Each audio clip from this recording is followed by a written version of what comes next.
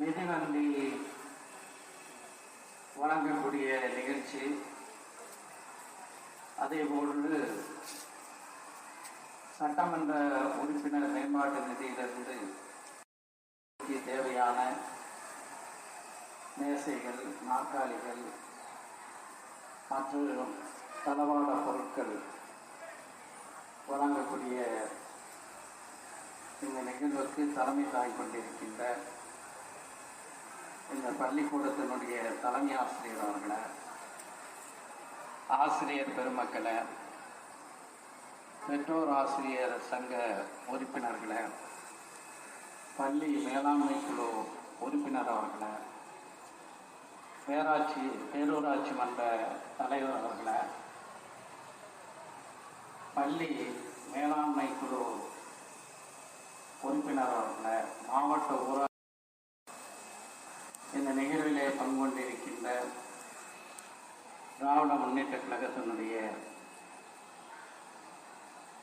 பாபநாசம் வடக்கு ஒன்றிய செயலாளர் அவர்களை, பாபநாசம் தெற்கு ஒன்றிய செயலாளர் அவர்களை, ஐயம்பேட்டை நகர செயலாளர் அவர்களை, திராவிட முன்னேற்ற கழகத்தினுடைய மாவட்ட துணை செயலாளர் அவர்களை, மாணவணிகளை, உங்கள் அனைவர் மீதும் இறைவனின் பேரொருள் பொழியப்படட்டும் என்று பிரார்த்தித்து தொடங்குகின்றேன். நம்முடைய தமிழ்நாடு அரசு பள்ளிகளில் படிக்கக்கூடிய மாணவர்கள் நல்ல அவர்களை தயார்படுத்த வேண்டும், நல்ல ஊக்கத்துடன் அவர்கள் கல்வி கற்க வேண்டும் என்ற அடிப்படையில் சிறப்பான பல திட்டங்களை நிறைவேற்றி வருகிறது. பகலில் மட்டும் சத்துணவு என்பதை தாண்டி இப்போது காலை உணவு திட்டமும் கூட அரசு பள்ளிக்கூடங்கள்,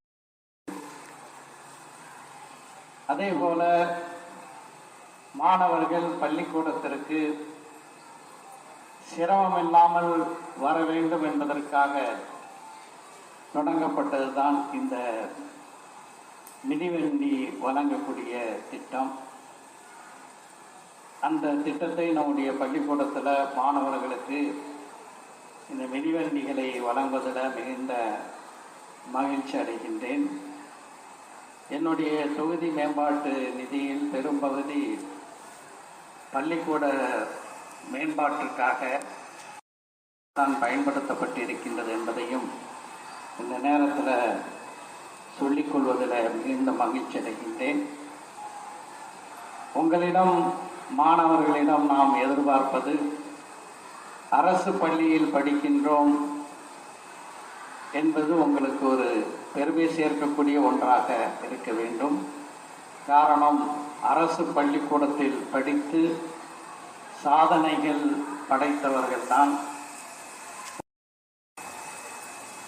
அந்த வகையில் நீங்களும் சிறந்து கல்வி கற்று நாட்டிற்கும், வீட்டிற்கும், சமூகத்திற்கும் சிறப்பான பங்களிப்பை ஆற்றுவதற்கு முயல வேண்டும். இறைவன் அதற்கு துணை புரிய வேண்டும் என்று பிரார்த்தித்து விடைபெறுகிறேன்.